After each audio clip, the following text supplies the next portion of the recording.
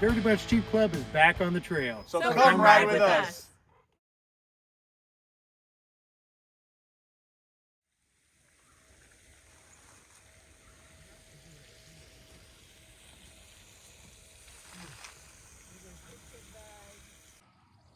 So this is our campsite last night. I mean, this is a very large place.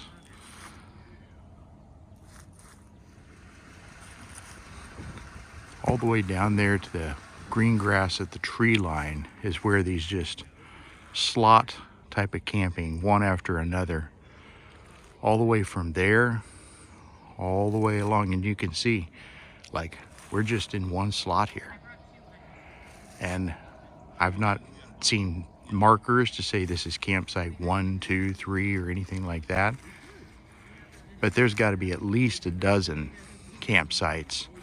And each of these is large. Like this one campsite that we're in, you know, we've got 2 Jeeps in there, but we could have easily put another 4, maybe even 5. So our entire, you know, dirty bunch come rolling through, usually somewhere between 6 and 10 or 12 Jeeps.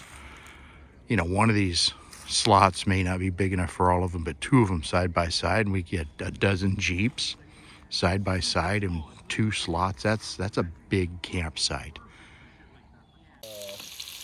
Hot dog chili. Oh, good. I love hot dog chili.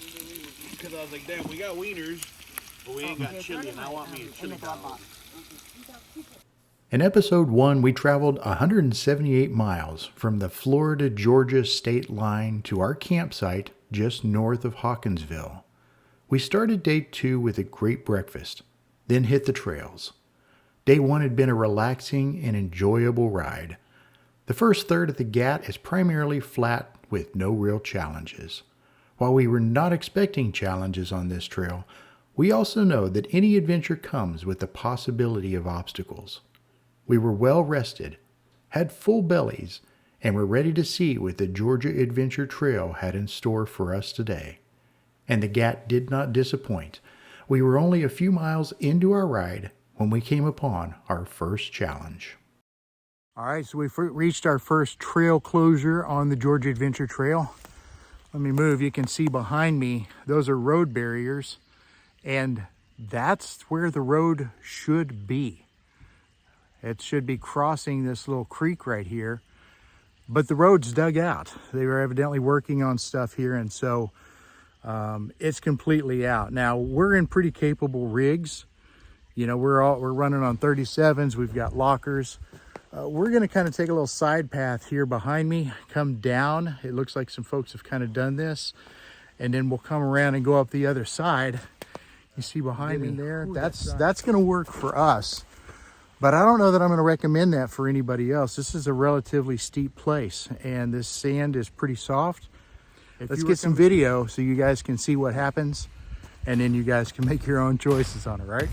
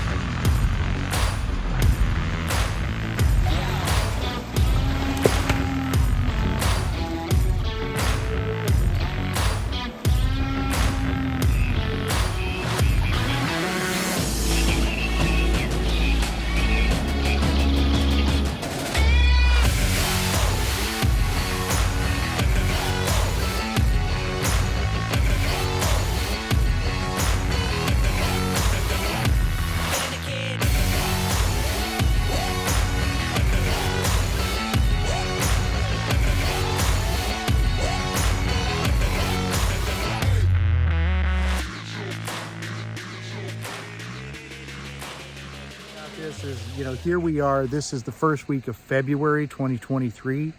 This is obviously not a long-term issue. This is something that they're just doing while they're working on the trail. this is not going to be here forever. They'll get this fixed. They'll get the road put back together and you'll be able to come through. And it's not going to be an issue. But for now, if you're coming out, this is something you got to think about. And you can make the decision whether to find a workaround, or if you're in a vehicle that you think that come through the bypass, this is an option. At least it is for us today. And hopefully this is helpful for you.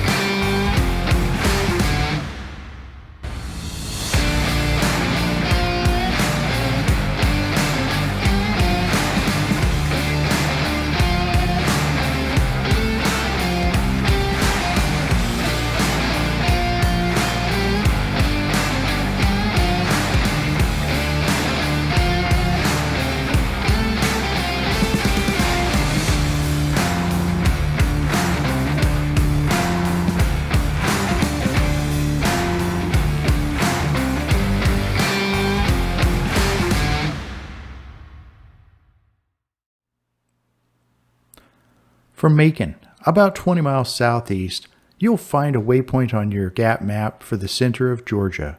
From there, the trail heads north, and in just a few minutes, you'll find an optional loop consisting of 3 tracks. Track 1 appears on the map in purple and is a dirt road that heads through a semi-residential area. Next, a red track represents paved roads that will connect you to the 3rd track, which appears on the map in light blue. This light blue section is again a dirt road heading through a semi-residential area. Now this loop is optional, but we found it to be a lot of fun. Now when we came through, we added 2 waypoints in blue to indicate the condition of the roads we found. First up, the purple track. Not long after we started this section, the roads became soft and the mud began to fling. And before long we found ourselves in ruts, and those ruts got deep. There were a few places where there was the potential to get stuck. So when you come through this area, don't stop. Keep your momentum and just ride it out. Now the light blue section had changes in elevation, and rains had damaged the road. So in some places the ruts were big enough to stand in. This section required some thought, and we took our time getting through it. But again, this road services homes, so cars and trucks come through here on a regular basis. You need to pay attention so that you stay out of the deep holes, but if you do this, you'll be just fine.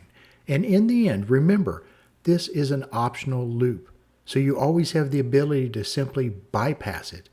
And the trails, they're always changing, so the conditions we saw may not be the same that you will.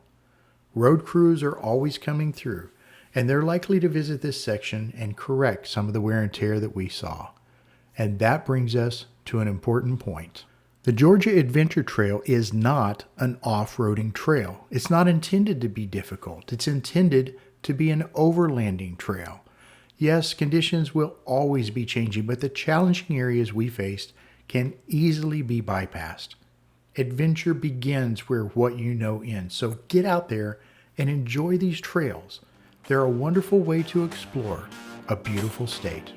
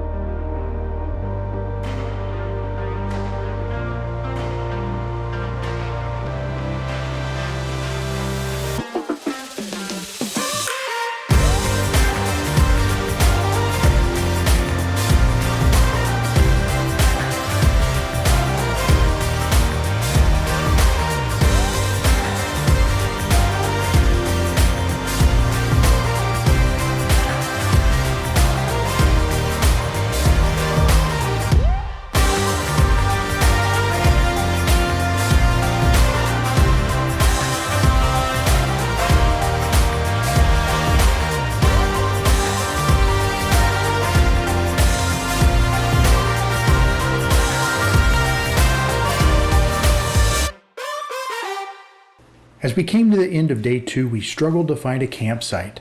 The GAT map showed several dispersed camping sites in the area, but one after another, each site was just not going to work. Either they were too small or we could not locate them, or they were behind a closed gate. One thing after another took us way past the time that we wanted to be driving, until eventually we wandered a few miles off trail and set up camp at the Rush Creek trailhead. Now this is a good time to discuss the Georgia Adventure Trail map and the waypoints that you'll find on it. First, you can download the map on the website, VMan1313 Adventures. Like us, most folks are using a GPS mapping app like Gaia or OnX Off-Road. These apps typically work with maps that are either in the GPX or KML file formats, and VMan1313 has links on his site for both formats. Once you have the map downloaded and then put into your app, you can see the course to follow along with several waypoints. The original waypoints appear on the GAT map in red. We've added waypoints in blue, and we've tried to add photos and comments on our waypoints to help you out. Now, when we were looking for campsites on this particular night, we could see that there were potential campsites coming up, but we had to get our eyes on before we could determine whether or not they would work. In our updated waypoints, we've tried to include photos along with commentary that will indicate how many Jeeps could stay at a given site. Additionally, we've added waypoints for gas, food, and some great places to stop for photos. If you already have the GAT map, but do not have these updated waypoints, reach out to us on Facebook, and we can send you a folder that you can upload.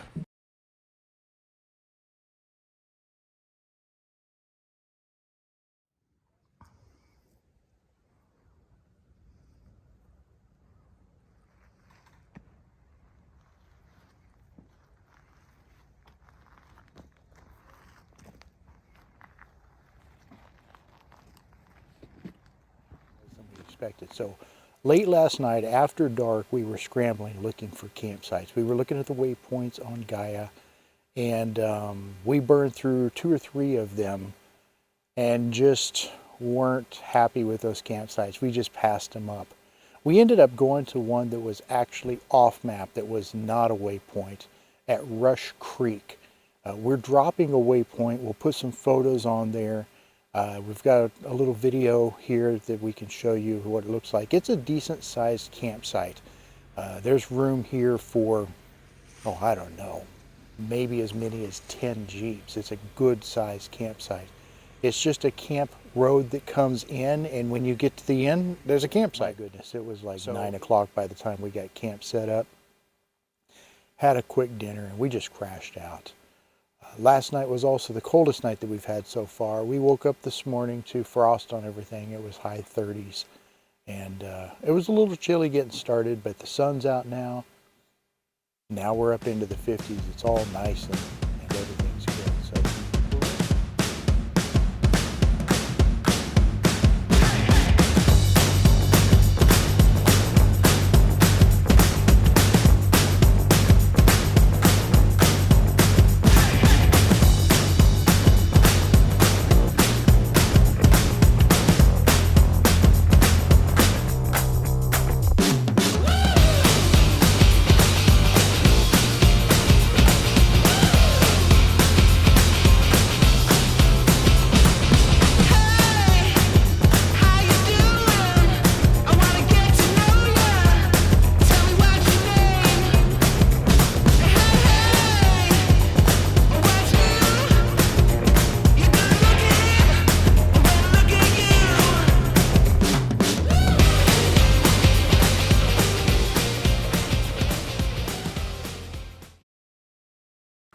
All right, here's a recommendation for you if you're traveling on the Georgia Adventure Trail.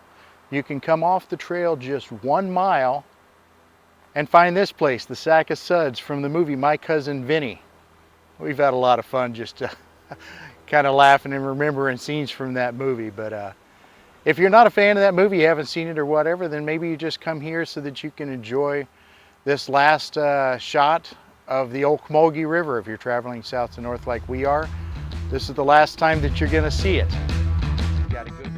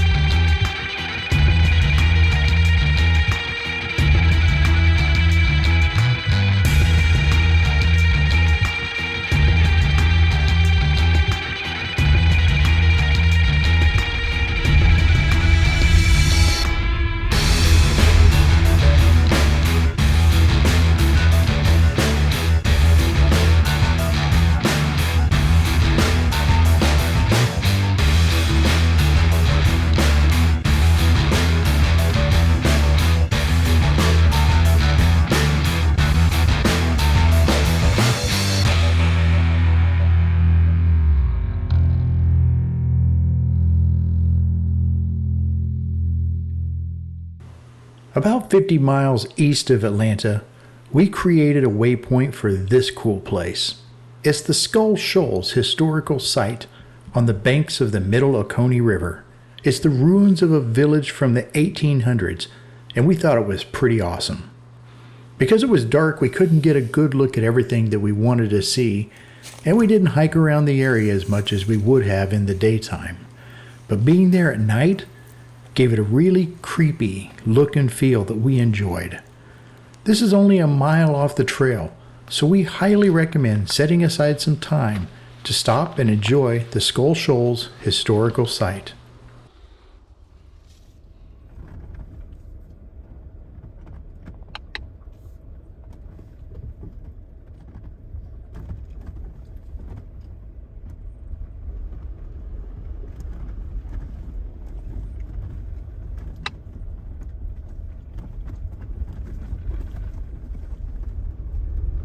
You say use the property promenades, like Murder Creek, Church Road. I just said that. At the end of day 3, we opted to leave the trail for a campground with full amenities. Just 3 miles away, we stayed at Watson Mill Bridge State Park, and we loved this decision. We got in very late, got set up, ate, and then crashed out. Over the last 3 days, we'd covered 457 miles, but we still had trail to cover. In our next episode, we'll show you some of the amazing things awaiting for us when the sun came up. We were completely blown away. You definitely want to see this. So join us as we come to the end of our journey and reach the end of the Georgia Adventure Trail.